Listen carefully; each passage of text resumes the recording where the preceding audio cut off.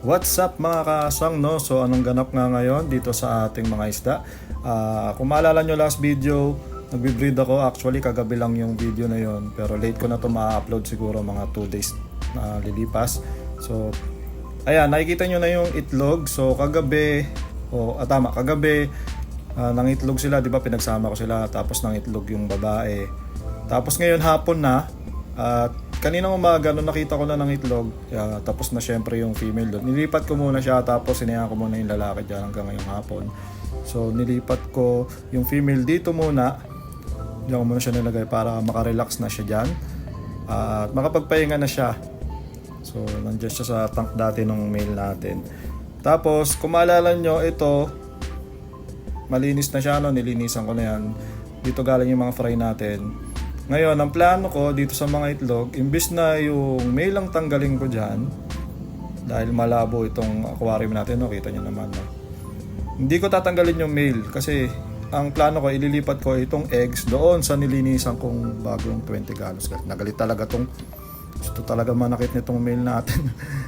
So yan, kailangan ko tanggalin yon, pero ang problema ko tong male, so gagamitan ko siya ng net dahil galit na galit talaga siya, gusto niya mga gat. So ako ng no? Tatanggalin natin yung clay pot dahil doon naman siya ng itlog. Yun yung maganda, no? Pag sa clay pot ng itlog, pwede nating lipat, pwede nating ibahin yung ayos. Yun ang kinagandahan, kaya naglalagay tayo ng paitlogan talaga ng mga flower. So yan, pwede naman natin iangat yung itlog, saglit lang naman, tapos hindi naman yan mamamatay agad. So ilipat natin dito sa mas malinis na aquarium kasi winater change ko to. After ko tanggalin dyan yung mga fry, winater change ko yan. Tapos naisipan ko nga na dyan na ilagay yung ating mga eggs. So yung male dito na yan, tanggalin na natin to, kawawa naman. Ayan, hindi mo na masasaktan dahil wala na akong kailangan dyan sa tank na yan. So mananatili dyan yung male natin, dyan na siya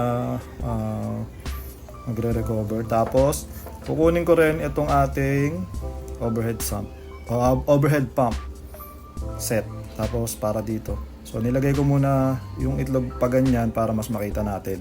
So yun, silipin muna natin, no? Binuksan ko lang yung flash para mas makita nyo. Ang daming initlog ng ating female, kalat-kalat nga lang, no? Tumpok-tumpok, tapos kalat-kalat sa buong clay pot natin. So yun, may makikita na tayo mga puti-puti. Ayun, oh, grabe, ang gandong kalat-kalat to, meron pa rin, oh. Nakikita nyo ba? Basta kalat-kalat siya, tapos meron dito sobrang kapal ng mga eggs. So mas marami to do sa mga initlog niya. Before kasi 2 months, hindi, 1 month siya almost na hindi na hindi natin brinid o napahinga. So ayan, may mga namumuti na talaga na 100% na maputi na. Yung iba medyo namumuti, pero hindi pa tayo sure diyan kasi pag may laman yung itlog, kahit namumuti ng konti yung side, nawawala yun pag nabuhay na yung eggs natin. Kasi kung may buhay yan, hindi yan makakain ng talaga ng molds. Tapos yung eggshell lang ang medyo namumuti lang, pero nawawala din. So bukas, pag tinignan ko to, dapat meron na siyang black dot. Bukas o sa isang araw.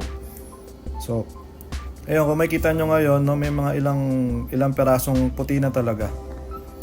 So nakalipas lang siya ng 24 hours, wala pa nga 24 hours nung nilabas yung egg.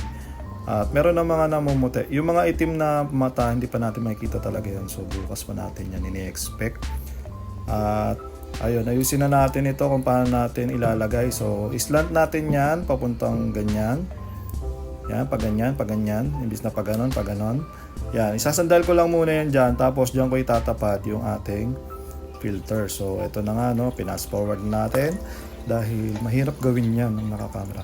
So yung tulo ng ating overhead filter, bumabagsak siya doon sa mga eggs. Alam niyo na yan, lagi ko naman sinasabi sa inyo. Ito yung artificial fanning na ginagawa ko. Bali yung circulation ng tubig, yung overhead, itatapat ko yung dulo ng overhead doon sa eggs para dadaloy dyan yung tubig at tuloy-tuloy yung flow ng tubig dyan at parang nafa-fanning na rin siya. So dati ang ginagawa ko yung airstone, pero mas maganda yung ganito. Yung tubig talaga yung nagwa-wash doon sa mga dumi na pwedeng mag-stay dyan. Tsaka mga kung bacteria at mga molds. So yan, katabi nila yung ating batch. 2 ng HB12. Itong HB12 batch 2, magto 2 months pa lang to sa February. So ito, pag nabuhay, HB12 batch 3 na yan. Tapos ayan, manatili muna dito yung ating mail para mapahinga, no, kasi nag-drop cook siya kahapon. So ayan, update ko kayo pag gumalaw na yan. Syempre malalaman nyo rin agad. Alright, nandito naman tayo sa harap. Naghanap ako ng gagawin. Nakita ko yung binigay sa akin na P-Dirt Koi ni Sir Larry, no? Si Lorenzo. At yung pinilihan ko rin yung mga P-Dirt Koi. Kaya may mga jubi pa ako dito na na P-Dirt lang. Tapos yung may P-Dirt din dyan na, may P-Dirt Koi din dyan na hindi ko masyado trip. So dito ko kinuha yung best lang, no, na P-Dirt Koi. Tsaka doon sa aquarium na yon, dyan sa slot na yan. Kasi may mga na-breed din ako dito nung nakaraan nung inuwi ko yung mga P-Dirt Koi natin. So meron ako ditong nakuha na 3 piraso lang. Bali, yung 3 piraso sinama ko doon sa isang pair na binigay sa akin. So 5 sila. 2 female, 3 male. So ayan yung magiging breeder natin na P-Dirt Koi. So ito yung P-Dirt Koi na napalaki ko dito. Ang problema kasi doon sa P-Dirt Koi na binigay sa atin, medyo nawawala daw yung platinum niya. Natatakpan ng dark na parang itim doon sa likod. So ito yung mga P-Dirt Koi natin, yan. Ito mga Joby pa, no. So mas makapal pa yung niya, yung platinum niya. O yung kulay puti niya sa katawan, platinum kasi yun.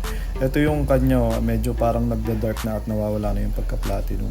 So sabi niya nga i-outcross ko, pero hindi ko, kasi buntis na rin yung female niya eh. So ang gagawin ko lang, pagsasama-samahin ko na lang yung yan 5 na yan.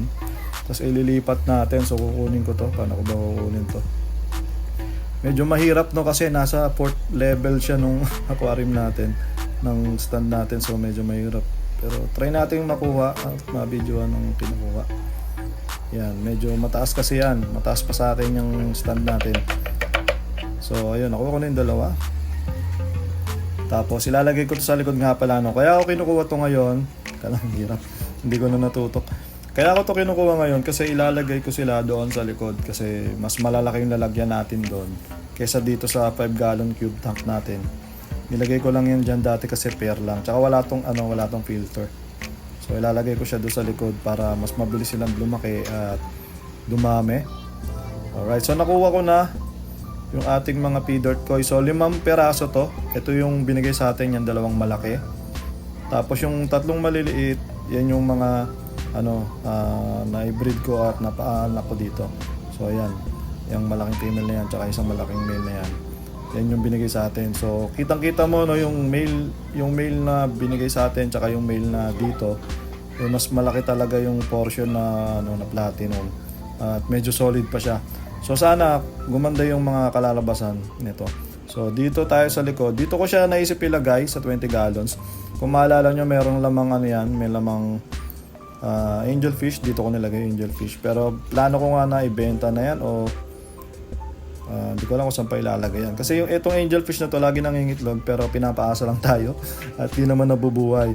So naisip ko na gamitin itong 20 gallons para do sa ating P-Dirt para makapagsimula ulit tayo ng bagong line ng ating P-Dirt Koi. Kasi yung mga P-Dirt Koi, sabihin niyan, hindi ko na masyado naasikaso. At naisip ko na magparami din dito sa bahay. So iba talaga pag pagbantay na bantay yung mga isda. Kasi sabihin niyan, hindi ko na masyado nababantayan yun.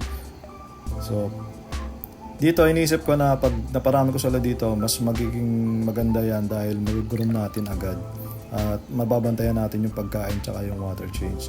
So yun, napakaganda talaga ng tank na to. Medyo malumot lang yung yung harap na part, pero ang lino ng tubig niyan.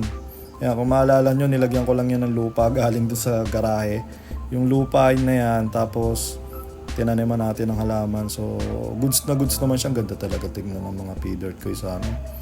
Kahit top view na P-Dirt Koi, ang ganda. Ang ganda rin ang side view niyan kaso medyo malabo na yung aquarium natin kasi naaarawan to. Yan, may mga lumot. Siguro next time lilinisan ko yan bago natin i-video para mas makita nyo. Pero ayun nga. Tapos may mga halaman dyan na para itsurang natural talaga. At maraming taguan ng fry, so hindi na natin iisipin na baka kayo nila yung fry. At in-expect ko na siguro mga within a month meron tayong makikita mga fry dito. At sana maparami natin sila na sobrang dami ulit gaya nung dati na naparami natin sila sa farm. So ayun guys, mananatili sila dyan. Tapusin na muna natin ang video na to. At sana nag-enjoy kayo. Abangan nyo na lang yung update natin sa mga mangyayari at mga ganap dito sa bahay. Alright, peace out!